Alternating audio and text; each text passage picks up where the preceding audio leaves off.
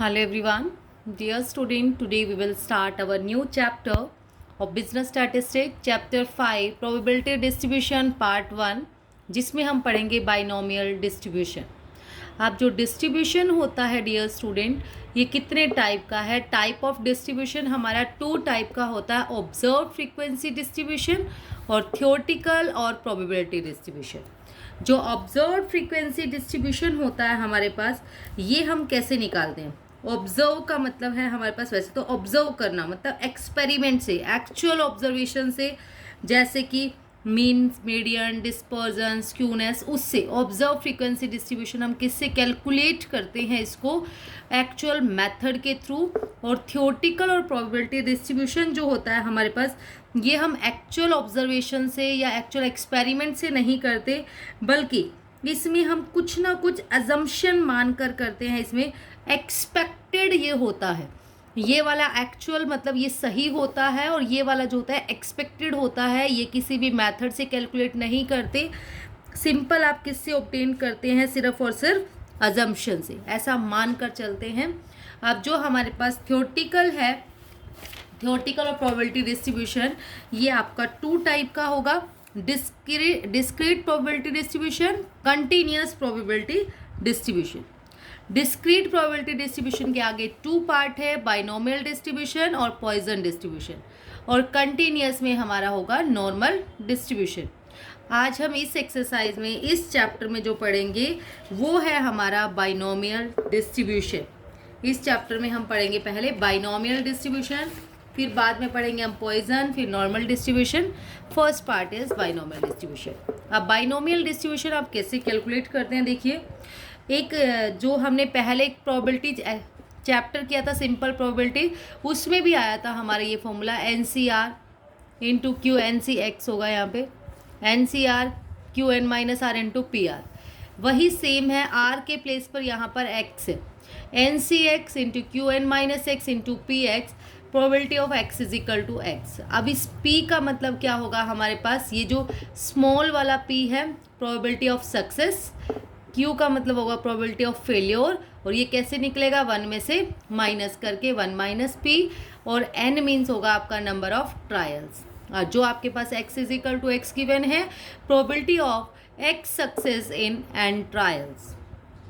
उसके बाद हमारे पास ये किसने दिया था? ये वाला मेथड हमारे पास दिया था जेम्स बर्नौली ने। जेम्स बर्नौलीज थ्योरम हमने पहले करी है, बर्नौली मेथड भी हमने किया है, उस वाली एक्सरसाइज में बिल्कुल सेम है। वही सेम चीज़ ये बाइनोमियल डिस्ट्रीब्यूशन में आई है। अब इसमें क्या क्या कंडीशन है, क्या क्या अजम्पशंस है जो हम मान कर चलते हैं कि हमारी बाइनोमियल डिस्ट्रीब्यूशन अप्लाई करते time. Finite number of trials, जो ट्रायल्स होंगे n जो होंगे वो फाइनाइट होंगे, ऐसे नहीं कि इन्फिनिटी है। फाइनाइट्स होंगे तो वो कैसे होंगे? 1 2 3 4 5 ऐसे फिक्स होंगे। Mutually exclusive outcomes, mutually exclusive outcomes क्या है कि दोनों में कुछ भी कॉमन नहीं होगा, दोनों बिल्कुल अलग अलग है, एक तरफ हेड है एक तरफ टेल है, ऐसे ही डाइस है, अलग अलग है। Probability of success in each trial is constant, और प्रोबेबिलिटी ऑफ सक्सेस जो होगी हर ट्रायल में कांस्टेंट रहेगी। ये नहीं है अगर 1 में है तो उसकी प्रोबेबिलिटी कुछ और है, 2 में कुछ और है, 3 में कुछ और है, नहीं, हर ट्रायल में वो कांस्टेंट रहेगी। और जो ट्रायल्स हैं वो आपके क्या रहेंगे? इंडिपेंडेंट होंगे, एक ट्रायल का दूसरे ट्रायल पे कोई इफेक्ट नहीं पड़ेगा। नेक्स्ट आपके पास है इसके कॉन्स्टेंट्स क्या क्या हैं, हम बाइनोमियल डिस्ट्रीब्यूशन में क्या क्या कैलकुलेट करेंगे, चाहे हम अगली एक्सरसाइज में करें। एक तो mean, variance, SD, moment coefficient of skewness, moment coefficient of कुर्टोसिस। अब इसका मीन के लिए हम क्या करेंगे? मीन का formula N into P, variance का हो जाएगा NPQ, और SD का हो जाएगा square root of NPQ, moment coefficient of skewness Q minus P upon root NPQ, और यहाँ जो होगा हमारे पास कुर्टोसिस का 3 + 1 minus 6PQ upon NPQ। Application of binomial distribution, binomial distribution को आप कैसे अप्लाई करेंगे? ठीक है, अब सिंपल है अप्लाई करने के लिए। एक एग्जाम्पल मैंने इस पे किया है। Example first is a fair coin is tossed thrice, find the probability of getting exactly 2 head. एक फेयर कॉइन है, कॉइन में उसने टॉस किया थ्राइस, 3 बार किया तो n हो गया आपके पास 3 सबसे पहले। अब आपके पास है एग्जैक्टली 2 हेड, हेड बताना है हमें। हेड क्या हो जाएगा हमारा सक्सेस, सक्सेस के लिए हम वर्ड यूज़ करते हैं P, तो प्रोबेबिलिटी हेड की प्रोबेबिलिटी क्या होगी कॉइन में 1/2। तो Q कैसे निकालेंगे 1 - 1/2 इज इक्वल टू 1/2। अब 2 हेड है, x is equal to X हमारा फॉर्मूला होता है NCX into QN minus X into PX। 2 head है, x के प्लेस पर स्मॉल वाले x के प्लेस पर आप 2 यूज़ करेंगे, x इज इक्वल टू 2, तो n के प्लेस से आपके पास 3C2 into Q 3 - 2 into P 2। तो अब 3C2 का हमने अगर सॉल्व करेंगे वो 3 फैक्टोरियल आएगा, क्योंकि NCR का फैक्टोरियल NCR का फॉर्मूला है n फैक्टोरियल अपॉन में r factorial into n minus r factorial. तो यहाँ पर अगर हम देखें n के प्लेस पर है 3 फैक्टोरियल, r फैक्टोरियल 2 फैक्टोरियल और 3 में से 2 गया 1 फैक्टोरियल। तो 3 इंटू 2 फैक्टोरियल अपॉन में 2 फैक्टोरियल, ये कट गया, 3 बच गया, तो यहाँ आ गया 3 इंटू Q की वैल्यू है 1/2 की पावर 3 - 2 1, फिर हमारे पास है 1/2 का स्क्वायर, तो 3 इंटू 1/2 इंटू 1/2 इंटू 1/2, तो ये आ गया 3/8। नेक्स्ट इज एटलीस्ट 2 हेड, कम से कम 2 हेड हो, 3 भी हो सकते हैं। तो हमें इसमें एटलीस्ट 2 हेड वाले में क्या निकालेंगे 2 हेड प्लस 3 हेड को, और एट मोस्ट 2 हेड है, ज़्यादा से ज़्यादा 2 हेड होने चाहिए, तो 0 और 1 हो सकते हैं, 0 1 2 या फिर 1 में से माइनस कर सकते हैं हम 3। अब देखो इसमें एटलीस्ट 2 हेड वाला देखो, कम से कम 2 हेड हो, मतलब 2 हेड की और 3 हेड की निकालेंगे। यहाँ पर 3C2 इंटू 1/2 3 - 2 1 इंटू 1/2 इंटू ये आ जाएगा आपके पास 2, तो 3C3 इंटू 1/2 3 - 3 0 इंटू 1/2 3 आ गया, सोल्व कर लिया इसको, ये आ गया 1/2। एट मोस्ट 2 हेड्स, ज़्यादा से ज़्यादा 2 हेड हो तो 0 1 2, या तो ये कर लो या फिर 1 में से 3 हेड आप माइनस कर दो। सोल्व करने के बाद आपका आ गया 7/8 आंसर। नेक्स्ट हम बुक में से ही करेंगे। बुक में है हमारे पास example number 2, suppose that a technical university has to form a committee of 5 members from a list of 20 student candidate, out of which 12 are teachers and 8 are student. पहले तो प्रोबेबिलिटी निकालनी पड़ेगी, टोटल n आपके पास है 5 members हमें की committee बनानी है। अब वो किस में से बनानी है 20 में से, 20 में से 12 तो टीचर है और 8 स्टूडेंट है। Member of the committee selected at random, randomly select किया। प्रोबेबिलिटी बतानी है majority of committee members are student, majority में स्टूडेंट्स होने चाहिए। टोटल 5 है ना, तो टीचर और स्टूडेंट कितने हो सकते हैं, या तो टीचर 1 टीचर है तो 4 स्टूडेंट, 2 टीचर है तो 3 स्टूडेंट, 3 टीचर नहीं हो सकते, ऐसा नहीं है यहाँ पर। अगर 3 टीचर हो जाएंगे फिर काम नहीं चलेगा। या फिर हम क्या ले सकते थे, हमारा स्टूडेंट कितने हो सकते हैं, या फिर 0 टीचर 5 के 5 स्टूडेंट, ये हमारे आउटकम्स बन सकते हैं। टीचर एक भी ना हो, 5 के 5 स्टूडेंट, 1 टीचर हो 4 स्टूडेंट, 2 टीचर हो 3 स्टूडेंट। अगर यहाँ करते हैं हम 3 तो मेजोरिटी हो जाएगी 3-2। मेजोरिटी का मतलब है कि टीचर ज़्यादा नहीं होने चाहिए, स्टूडेंट ज़्यादा होने चाहिए कमेटी में। तो ये वाले हम ले लेंगे 4 3 और 5। अब आपके पास है, पहले हमें स्टूडेंट की प्रोबेबिलिटी निकालनी पड़ेगी। 8 बाय टोटल 20, 2/5, 1 में से माइनस कर 3/5, एन आपके पास 5 है तो 3 4 5 क्या प्रोबेबिलिटी निकाल देना, 5C3 इंटू 3/5 2/5 2, ये इसको सॉल्व करके सिंपल आंसर आ जाएगा। Next is 8 coins are thrown simultaneously.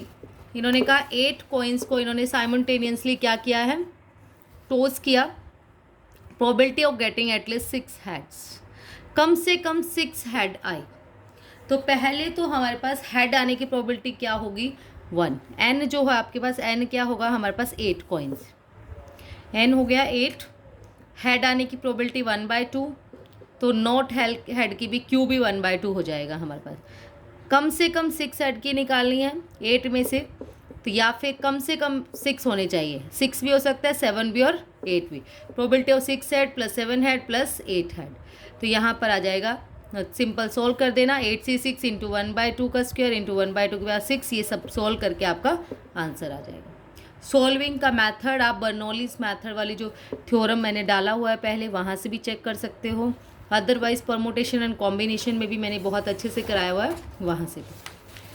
Next है आपके पास the probability of bomb hitting a target is 1/5, 2 bombs are enough to destroy a bridge. देखो हीटिंग जो बॉम्ब हिटिंग टारगेट किया वो 1/5, 2 बॉम्ब जो है इनफ है डिस्ट्रॉय करने के लिए ब्रिज को। 6 बॉम्ब उन्होंने फायर करे। प्रोबेबिलिटी बताइए the bridge is destroy. Bridge destroy हो गया तो ब्रिज तो 2 से भी डिस्ट्रॉय हो जाएगा, 3 से भी हो जाएगा, 4 से भी, 5 से भी, 6 से भी। या तो इन सबको प्लस कर लो, प्रोबेबिलिटी ऑफ 2 + 3 + 4 + 5 + 6, या फिर 1 में से माइनस कर दो जो रह गए, 0 और 1 वाला, प्रोबेबिलिटी ऑफ 0 और प्रोबेबिलिटी ऑफ 1। या तो ये दोनों माइनस कर दो या फिर इन सबको प्लस कर लो। बात तो एक ही है। हिटिंग द टारगेट मतलब P हो जाएगा 1/5, Q क्या हो जाएगा 1 - 1/5, 4/5, और आपके पास N आपके पास है 6, तो यहाँ से आ जाएगा NCX into QN - X into PX। यहाँ से इस प्लस करके सॉल्व करके हमारा आंसर आ जाएगा। नेक्स्ट है आपके पास die is thrown 5 times, if getting an odd number is a success. Probability बताइए 4 सक्सेस की और एटलीस्ट 4 सक्सेस। एन आपके पास 5 है, ओड नंबर कितने होंगे आपके पास 1 2 3 4 5 6 में से? ओड नंबर हो गया हमारे पास 1 3 5, तो 3/6, 1/2, वो क्यू आ जाएगा 1 - 1/2। एन आपके पास है ही, फॉर्मूला लगा देंगे। 4 सक्सेस है तो एक्स के प्लेस पर आप 4 यूज़ करेंगे, और उसके बाद है एटलीस्ट 4 सक्सेस का मतलब होता है 5 में से एटलीस्ट 4 है, तो ये 4 + 5, तो दोनों को सॉल्व करके आपका आंसर आ जाएगा। Now the next is example number 6। The incidence of occupational disease in an industry is such that the workers has 20% chance of suffering from it। तो उनकी जो चांस है सफरिंग होने की 20%। प्रोबेबिलिटी बताइए out of 6 workers chosen attender 4 और more will suffer from disease. 4 या उससे ज़्यादा जो है वो डिसीज़ में सफ़र हो जाते हैं। टोटल हमारे पास अगर हम देखें तो कितनी हैं, 20% चांस है 6 में से। एन आपके पास 6 है, 6 में से आपके या तो 4 या 5 सफ़र हो जाते हैं, तो उसके बाद 4 5 आप निकालोगे, 4 5 और मोर भी है, 4 और मोर सॉरी 4 और मोर है, 4 5 6 हो जाएंगे।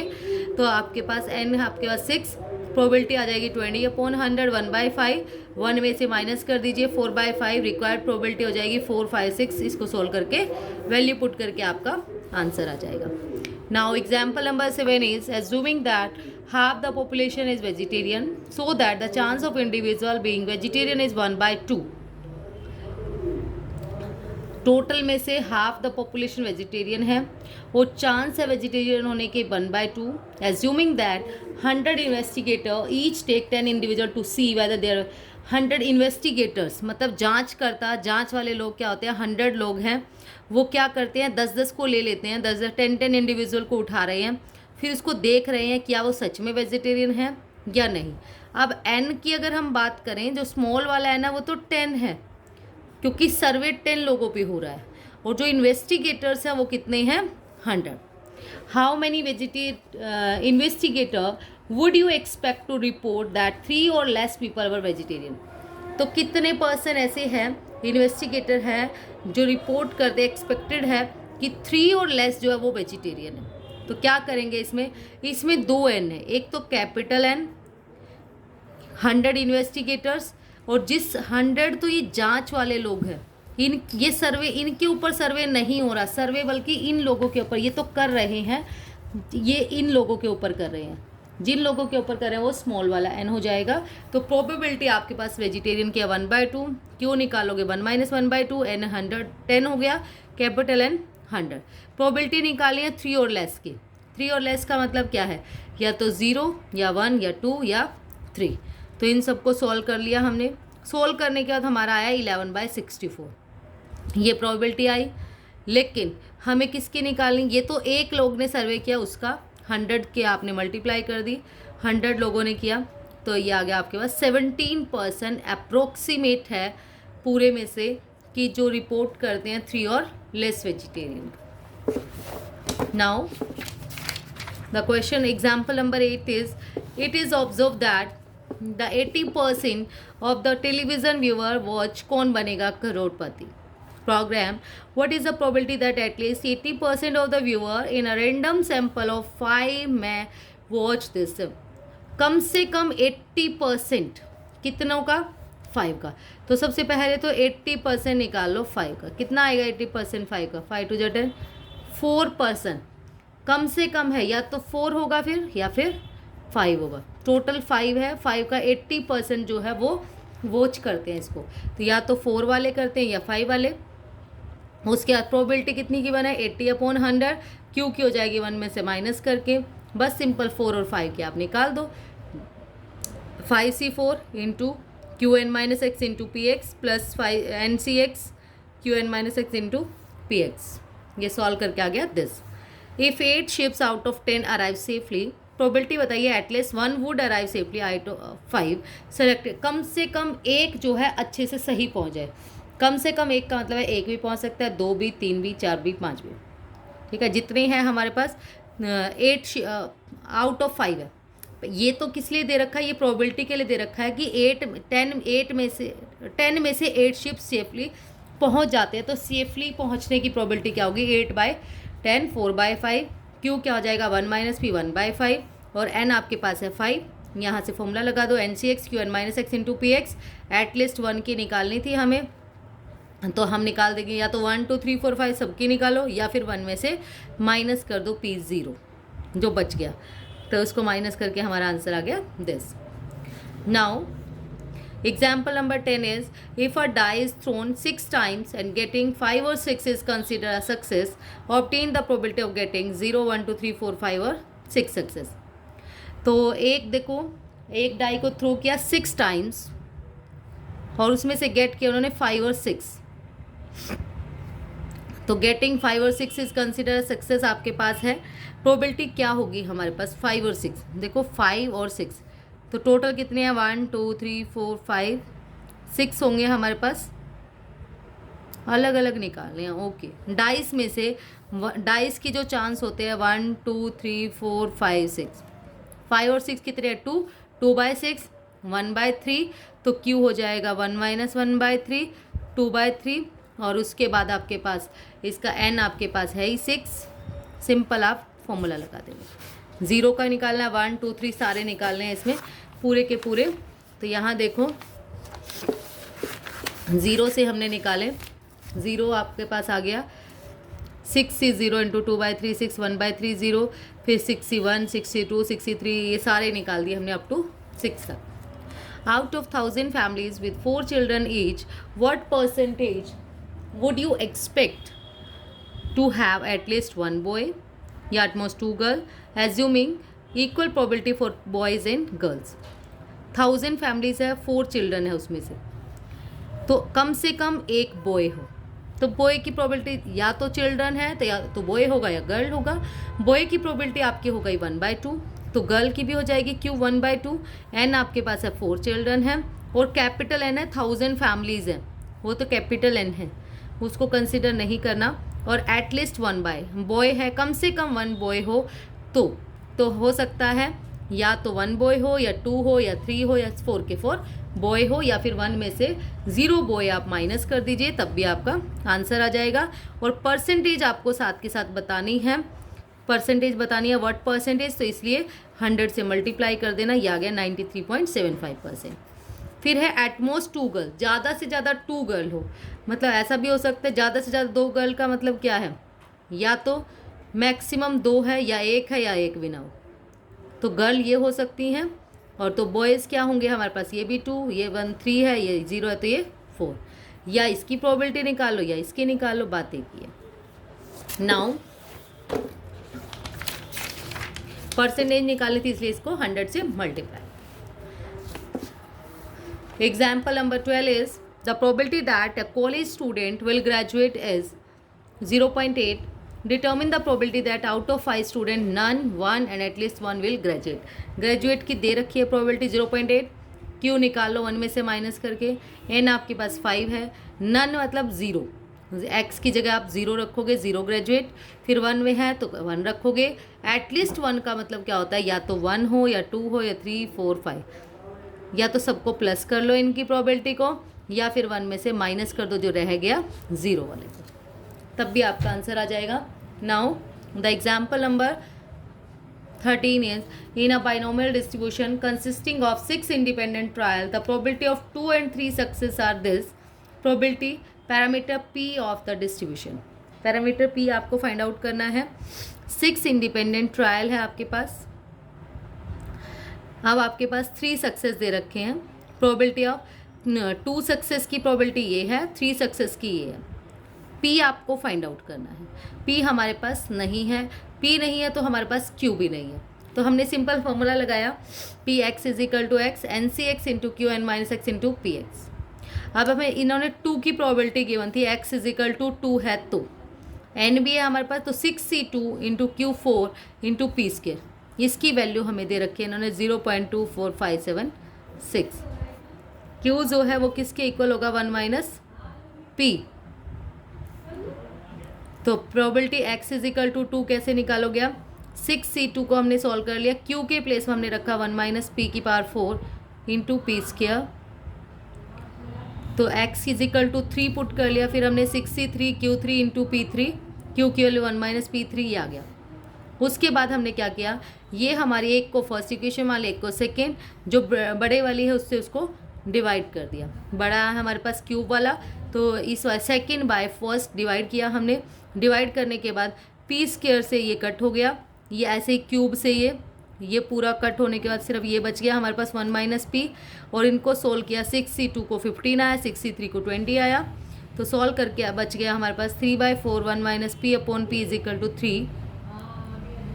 तो इसको सोल्व करके p की वैल्यू आ गई 3/15 मतलब 1/3 answer 5। Now next example number 14, a pair of dice is tossed 7 times, if getting a total of 7 is considered a success, probability बताइए 9 success, 6 success and at least 6 success. इसने कहा उनका टोटल 7 बनना चाहिए। 7 किस किस का बन सकता है, जैसे ये 1 1 1 2 1 3, हम ऐसे करते हैं 1 4 1 5 1 6, तो या तो 1 6 का बनेगा 7 टोटल, या 2 और 5 का, या 3 और 4 का, या 4 और 3 का, या 5 और 2 का, या 6 और 1 का। तो टोटल हो गई ये 6/36 1/6 आ जाएगा। 1 में से माइनस कर दो 1/6 को 5/6, n इज इक्वल टू 7 आ गया। अब आपके पास है, आपको बताना था नो सक्सेस मतलब x is equal to 0, x के प्लेस पर 0 रख के सोल्व कर दो। 6 सक्सेस है तो x के प्लेस पर 6 रख लो, एटलीस्ट 6 है, कम से कम 6 होना चाहिए, मतलब 6 और 7 कर लो, तो सॉल्व करके आंसर आ जाएगा। Example number 15 is the probability of man hitting a target is 1/5. If he fires 7 times, what is the probability of his hitting the target at least twice? कम से कम 2 बार हो, तो कम से कम 2 बार का मतलब क्या है, या तो 2 3 4 5 6 7 हो, या फिर 1 में से माइनस कर दो जो आगे नहीं है। कौन कौन से नहीं है, 0 और 1 को। उसके बाद आपके पास है, अब हीटिंग द टारगेट 1/4 पी हो जाएगा, क्यू 1 माइनस 1/4 3/4 हो जाएगा। अब n 7 है आपके पास, और ये आप फाइंड आउट कर दोगे। 0 वाले में तो 0, एटलीस्ट ट्वाइस वाले में ट्वाइस वाला करोगे पहले, एटलीस्ट ट्वाइस वाला 1 में से माइनस कर दो प्रोबेबिलिटी ऑफ 0 और प्रोबेबिलिटी ऑफ 1, सबको माइनस करके आ गया 0.555। नेक्स्ट आपके पास है, how many times must he fire so that the probability of his hitting target at least once is greater than 2/3। तो आपने ये बताना है कितने टाइम्स उसको फायर करनी चाहिए कि उसकी जो प्रोबेबिलिटी होगी कम से कम 2/3 हो, 2/3 से ज़्यादा होनी चाहिए, उसको कितनी बार हिट करना पड़ेगा। जैसे उसकी यहाँ प्रोबेबिलिटी 0.55 बनी, ऐसे ही कितनी बार हिट करना पड़ेगा वो आपको बताना है। तो हम इसको कैसे करेंगे, कम से कम एक बार तो करना ही पड़ेगा। मोर देन वंस हम लेके चल रहे हैं, 1 माइनस 0 तो 0 की प्रोबेबिलिटी ये आई। 1 माइनस 3/4, इसको लिया हमने ग्रेटर देन 2/3, तो 1 माइनस ये प्लस है, इधर जाके -2/3, ये माइनस का इधर जाके प्लस हो जाएगा, तो ये बच गया 1/3, 3/4 रेज़ टू पावर n। जब किसी की भी पावर वेरिएबल होती है तो हमारा सोल्विंग का मेथड सिर्फ एक ही होता है, taking log on both side. तो हमने दोनों साइड लॉग अप्लाई किया, तो लॉग डिवाइड में है, log 1/3 divide by n, power आगे आ जाएगी क्योंकि हमारा ये फॉर्मूला होता है log a raise to power n है तो n log a, तो n log 3/4। फिर log a बाई b का फॉर्मूला क्या होगा, log a minus log b, n into log a minus log b। तो log 1 की वैल्यू 0, log 3 की वैल्यू होगी 0.4771, log 3 की वैल्यू ये आ गई, यहाँ से ये कटेगा नहीं, क्यों नहीं कटेगा, हमें इसको सोल्व करना है। n की वैल्यू इसको सोल्व कर लिया हमने, n आ गया, n यहाँ पर कट, ये एस देखो दोनों साइड माइनस माइनस है, इसको कट नहीं करना बल्कि इसके साइन चेंज हो जाएंगे हमारे। तो n की वैल्यू आ गई कि मिनिमम कितना होना चाहिए, वो 4 होनी चाहिए, उसको 4 टाइम्स हिट उसको करना पड़ेगा। That's all about today. Thank you so much dear students.